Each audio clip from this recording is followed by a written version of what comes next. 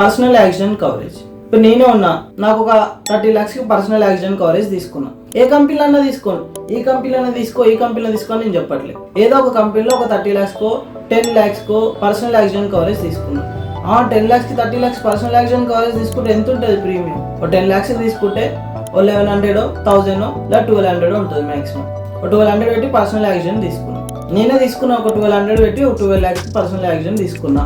బస్సులో ఎక్కా, బస్సులో పోతున్నా. ఇఫ్ ఇన్ కేస్ నా అదృష్టం బాగలేకపోయి ఉంటే నేను చనిపోయా. అప్పుడు నేను ఏదైతే బస్సు ఎక్కినో ఆ బస్కి ఇన్సూరెన్స్ లేదు. అప్పుడు నేను తీసుకున్న పర్సనల్ యాక్సిడెంట్ కవరేజ్ నుంచి నేను క్లెయిమ్ చేసుకోవచ్చు.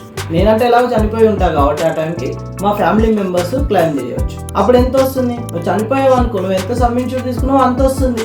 లేదు నీ కాళ్ళు చేతులు పోయినాయి, అప్పుడు దాంట్లో మీ పాలసీలో ఎంత మెన్షన్ చేసి ఉంటే అంత వస్తుంది. ఆల్మోస్ట్ ఆల్ కంపెనీస్ 50% టెంపరీ డిసేబుల్కి ఇస్తున్నాయి.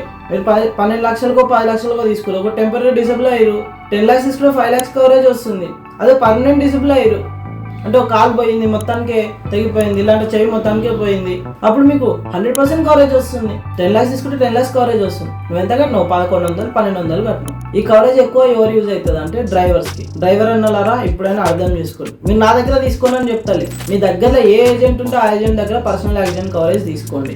సో ఐ హోప్ ఈ వీడియో మీకు అందరికీ అర్థమైంది అనుకుంటున్నాను. Thank you friends.